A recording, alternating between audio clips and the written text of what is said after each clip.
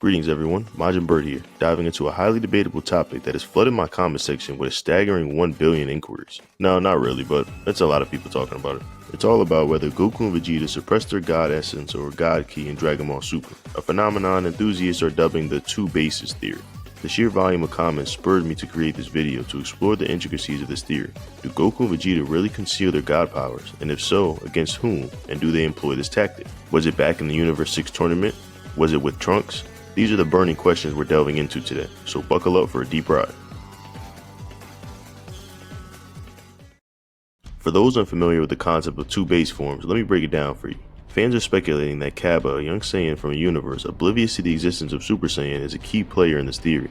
Cabba manages to give Vegeta a tough time, causing the Saiyan Prince to acknowledge their equality. This is the same Vegeta who could endure blows from Super Saiyan 3 Gotenks and might even rival the strength of Super Saiyan God in his base form. While I'm not asserting that this is a fact, it's crucial to understand the perspective driving these discussions. The skeptics among us question Cabba's strength, deeming it implausible. This skepticism has given risen to the theory that God essence and base form are distinctive entities.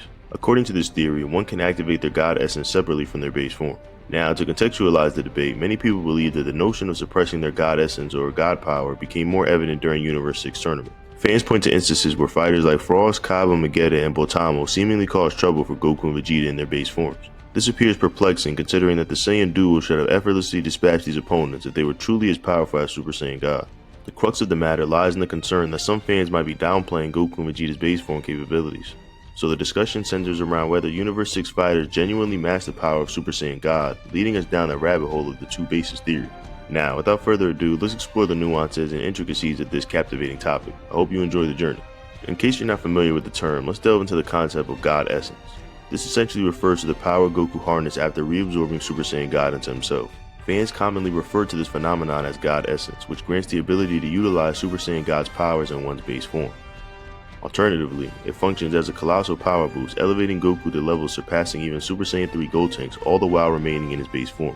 Now, you might be wondering why this debate has gained such traction. The crux of the matter lies in the concern that some fans may be undervaluing Goku and Vegeta's base form capabilities. Hence, discussions around the two bases theory have emerged, with supporters saying that Universe 6 fighters like Cabba and Vegeta might be stronger than initially perceived.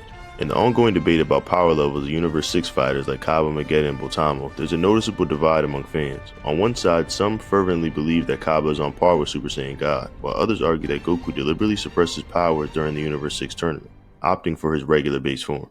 This disagreement has stirred emotion among fans, with some expressing frustration and agitation. However, delving into this discourse, I'd like to present a third perspective that seems to be overlooked. Personally, I don't subscribe to the idea that Cabba is as potent as Super Saiyan God, nor do I think Goku suppressed his God essence during the tournament. This overlooked aspect in the debate lies in Goku's demonstrated ability to suppress his power throughout the series. Even as far back as Yosun Goku and his friends returned, Goku showcased the ability to conceal his strength to the extent that Tarbo, another fighter, erroneously perceived him as weaker.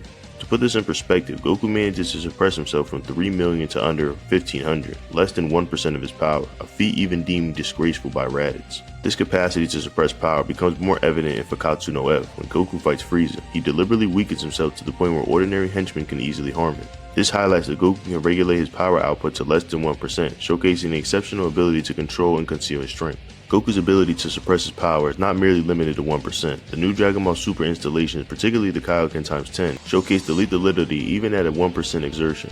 Bear in mind that Beerus, with 1% of his power, could potentially obliterate a character like Bulma, emphasizing the astronomical power differentials in Dragon Ball Universe. It's crucial to grasp the magnitude of these power differentials.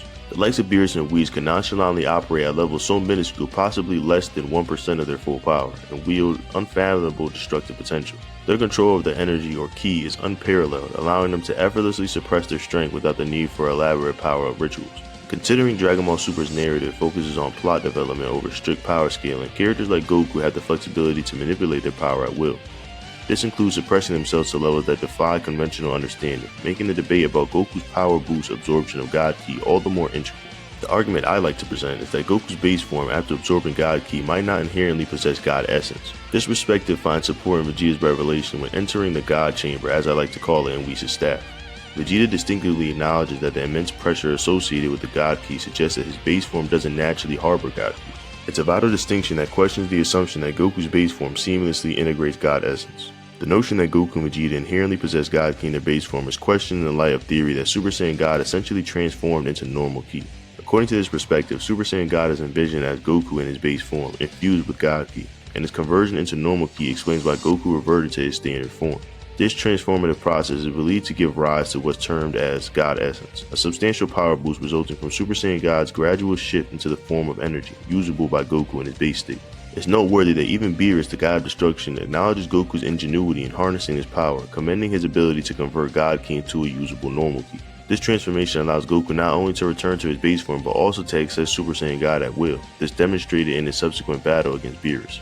The debate around whether God Essence is as potent as Super Saiyan God is left untouched in this discussion, as it warrants its own exploration. However, the focus here is on the strength of base Goku, utilizing normal Ki, which is argued to be formidable.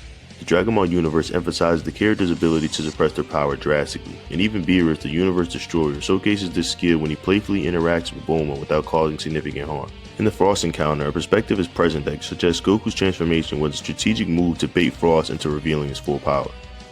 The idea is that Goku was already close to rivaling third form Frost, and by showcasing a transformation, he aimed to instill a sense of urgency in Frost, enticing him to transform and thereby exposing more of his strength. This interpretation suggests that Goku may not have needed to use Super Saiyan at that point. Moving on to the interaction between Vegeta and Cabba, it's argued that Vegeta is essentially imparting training to Cabba, similar to how Beerus trained Goku in utilizing different forms. The evidence lies in Vegeta's effortless tanking Cabba's full power attack at the end of their sparring session, implying that Vegeta was intentionally suppressing himself throughout the encounter. This theory gains support from the fact that Vegeta trained Cabba as a pupil, teaching him about Super Saiyan and its variations. Adding weight to this interpretation is the case of Hit, who was established as a significantly superior fighter in the tournament. Hit's dominance, even against Super Saiyan Blue Vegeta, who only used 1/10 of his power in the manga, underscores the idea that Saiyans including Goku are not pushing themselves to their absolute limits. The assertion is that Goku only started putting in real effort when facing Hit. The argument dismisses the notion of two different forms of Goku's base, emphasizing that Goku's power is determined by whether he is trying or not. This perspective challenges the idea of distinctive power levels or the existence of a Super Saiyan God level Cabba. Instead, it suggests that Goku and Vegeta were strategically asserting their new powers and capabilities of their opponents in the Universe 6 tournament, and served as an alternative lens through which to interpret these significant moments in Dragon Ball Super. Oh, you're still there. Well, hello there. If you're still watching at this point in the video, it's for two possible reasons. Either A, you're a die-hard MajinBird fan, or B, you're the type of person who likes to see things through to the end. Either way, you're my type of viewer, those I feel I can truly connect with. That said, let me tell you how things go down over here on MajinBird. I love Dragon Ball, so you see me making all kinds of Dragon Ball content on this channel. This can range from what-if theories, explanations, and my personal takes. These different topics are sorted by thumbnail or title. If the video says what if, then that's what it is. Look for a thumbnail that looks like fan art. What ifs will mainly be uploaded to the Patreon. There you'll find all kinds of what if theories very soon. I usually post episode 1 on the channel, but the continuation will be on Patreon. If the video title asks a question, it's usually a take of mine, me giving an opinion about a specific topic or idea. In videos with thumbnails like this, white border, or explanation videos, look there to learn something new, or revisit older topics you enjoy hearing. Make sense so far?